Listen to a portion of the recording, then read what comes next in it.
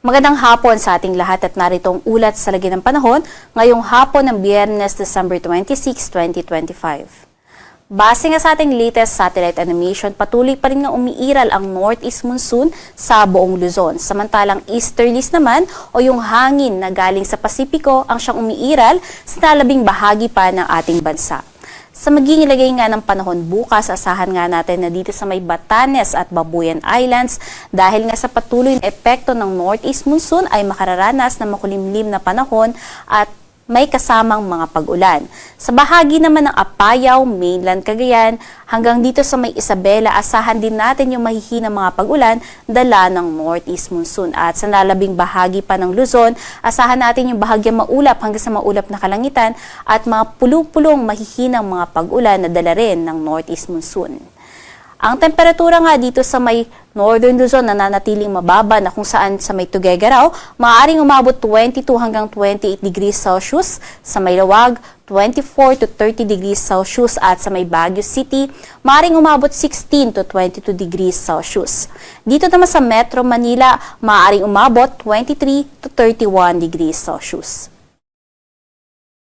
Sa magiging lagay naman ng panahon dito sa may bahagi ng Palawan, Visayas at Mindanao, patuloy pa rin nga yung magandang panahon, generally fair weather, asahan lamang yung tsansa ng mga pulo-pulo at mga panandali ang mga pagulan, pagkidlat at pagkulog.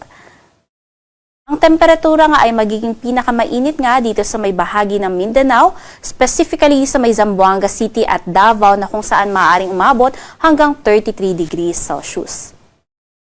Sa magiging lagay naman ng panahon sa susunod na 3 araw dito sa mga piling lugar sa Luzon, asahan nga natin na sa may Legazpi City at malaking bahagi ng Bicol Region. Although magiging maganda pa yung panahon bukas, pagsapit ng linggo, asahan nga natin yung pagkakaroon na ng mga kalat-kalat na mga pag-ulan, pagkilat at pagkulog dahil sa paglakas ng easterlies. Ngunit panandalian lamang yan at pagsapit ng Lunes hanggang Tuesday, agad din namang gaganda yung panahon at magkakaroon na lamang ng mga pulu-pulong mga pagulan, pagkidlat at pagkulog.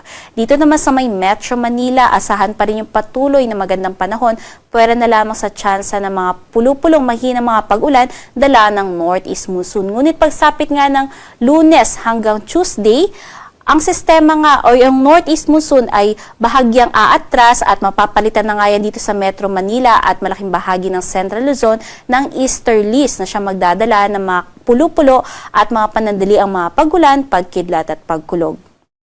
Sa may Baguio City at sa malaking bahagi ng Northern Luzon, asahan pa nga rin natin yung patuloy na pag-iral ng hanging amihan na siyang magdadala din ng pulo-pulo at mahinang mga pag-ulan.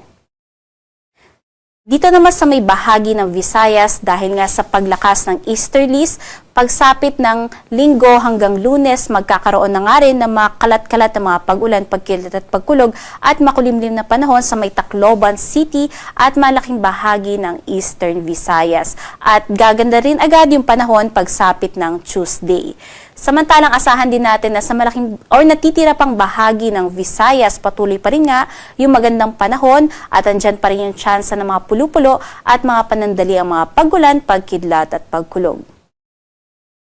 Dito naman sa bahagi ng Mindanao, asahan nga natin na sa susunod na 3 araw, malaking bahagi pa rin ng Mindanao ang makararanas ng magandang panahon. Pwera na nga lamang sa may Caraga Region na kung saan nakikitaan natin ng pagkakaroon ng mga kalat-kalat na mga pag-ulan, pagkidlat at pagkulog, pagsapit ng Lunes hanggang Tuesday dahil nga sa epekto ng easterlies.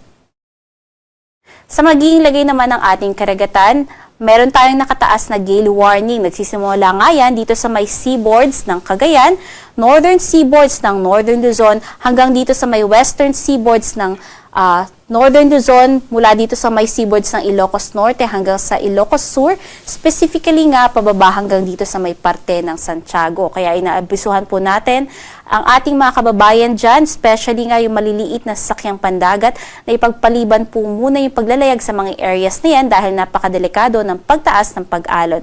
At sa nalabing seaboards nga ng Luzon, although wala tayong nakataas na gale warning, makararanas na mga katamtaman hanggang sa matataas na mga pag-alon na kung saan maaaring umabot yan hanggang 3 meters. Kaya iba yung pag-iingat po sa paglalayag dyan, lalong-lalo na nga yung ating mangisda at maliliit na sasakyang pandagat. At sa nalabing bahagi nga ng seaboards ng ating bansa, asahan lamang yung banayad hanggang sa katamtamang mga pag-alon.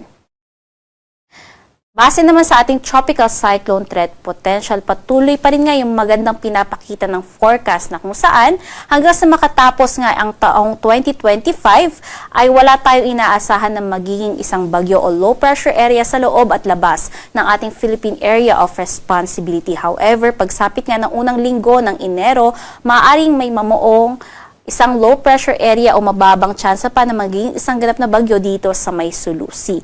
Kung hindi man ito mamumuo at magiging isang low pressure area, maaari na isa itong parte ng Intertropical Convergence Zone. Kaya muli, patuloy po tayo umantabay sa mga updates ng pag-asa hinggil nga sa mga aring mangyari or maaring mamuo ng mga bagyo o low pressure area sa loob at labas ng ating Philippine Area of Responsibility.